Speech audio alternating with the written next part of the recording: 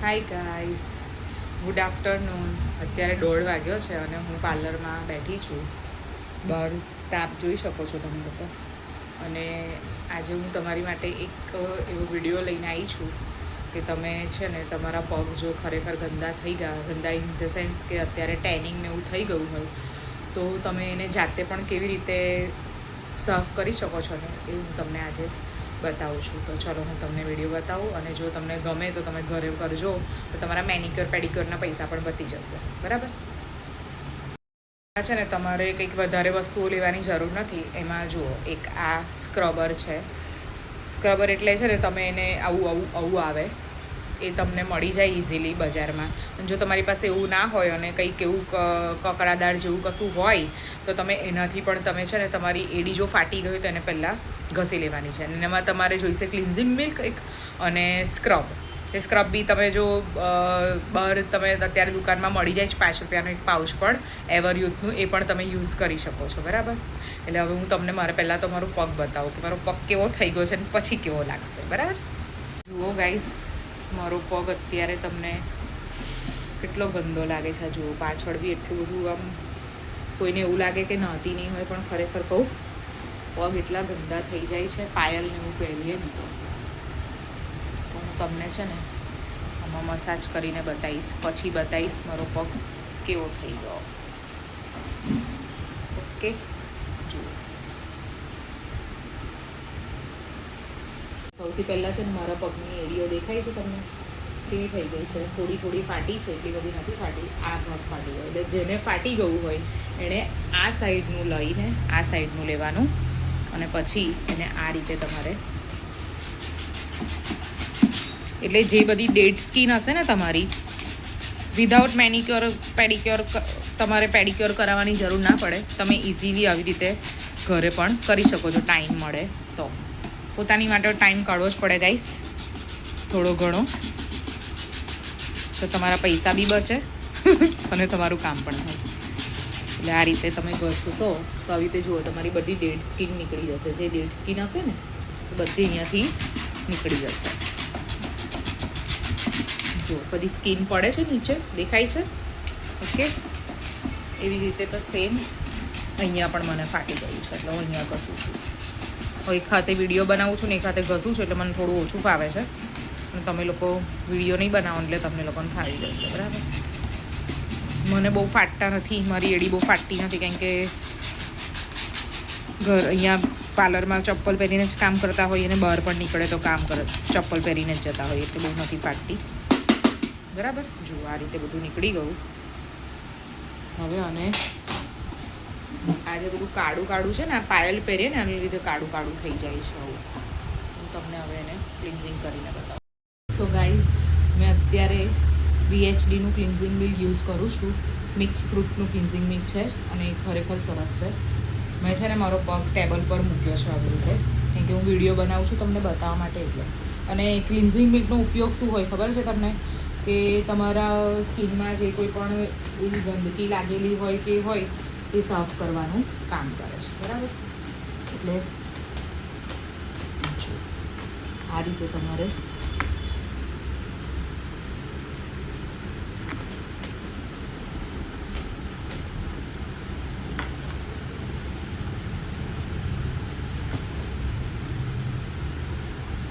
અડધું તો છે ને કામ ક્લિન્ઝિંગ મિલ્કથી જ થઈ જશે. લાગે એવું તો થોડું પાણી લેવાનું.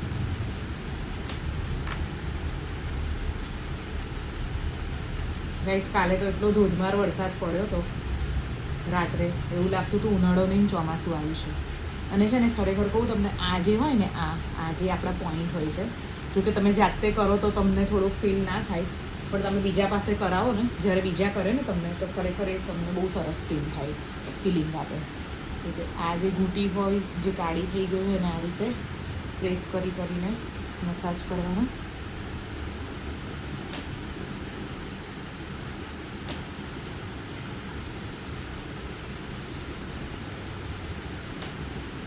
બહુ ટાઈમ નહીં લો અને 5-10 મિનિટનો મસાજ આપશો ને, તો પણ બહુ સરસ રીતે તમારું ક્લીન થઈ જશે.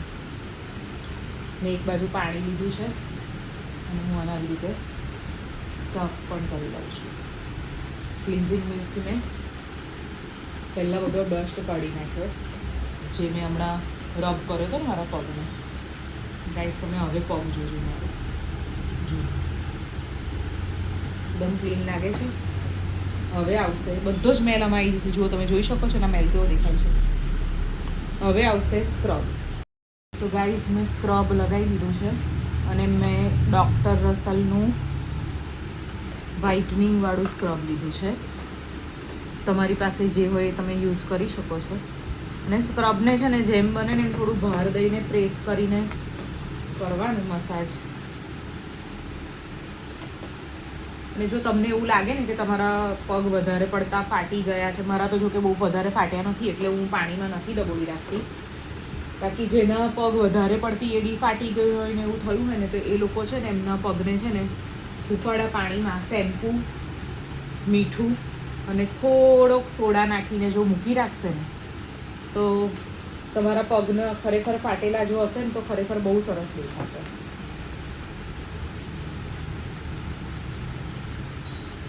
તમે જોઈ શકો છો મારી ઘૂંટી પણ બહુ જ કાળી કાળી થઈ ગઈ હતી.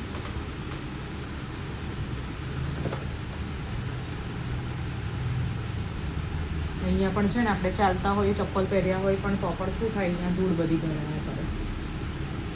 ઘણી વાર તો છે ને ધૂળના લીધે ઇન્ફેક્શન પણ થઈ જાય છે. મારા ઘણા એવા ક્લાયન્ટ છે કે જેને છે ને અંગૂઠામાં ધૂળ ભરાવાના લીધે ઇન્ફેક્શન થઈ ગયું છે. તો તમારે આ રીતે મસાજ કરવાનું.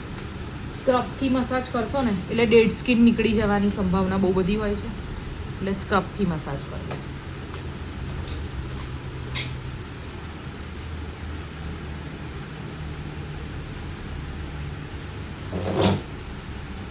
ટેબલ પર પગ મૂક્યું છે ને ટેબલ ખસી જાય છે.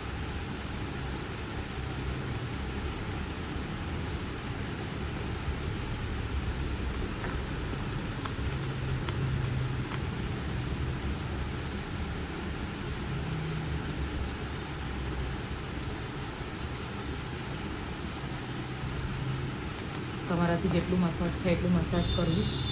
મારું પતી ગયું એટલે હું હવે એને પાણીથી વોશ સાફ કરી લઈશ.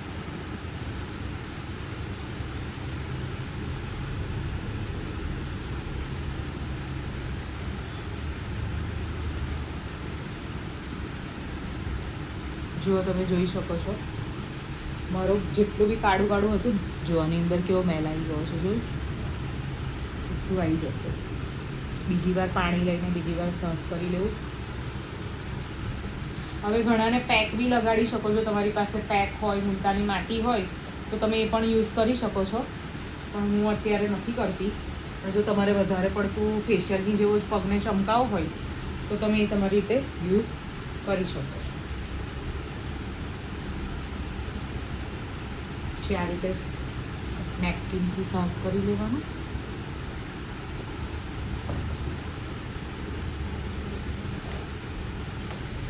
તો ગાઈઝ જુઓ મારો પગ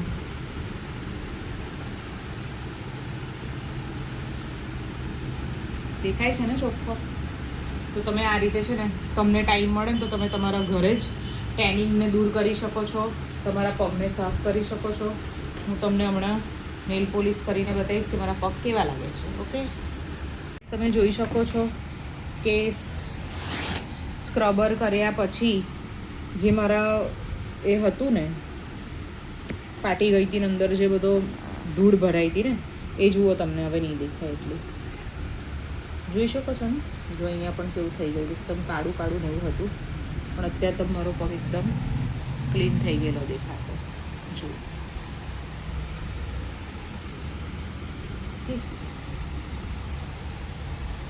તો ગાઈઝ જોઈ શકો છો તમે મારા પગને નેલ પોલિશ કર્યા પછી કેટલા સુંદર લાગી રહ્યા છે. કોમેન્ટ કરજો ગાઈઝ જો તમને મારો આ વિડીયો ગમ્યો હોય તો. સરસ લાગે છે ને,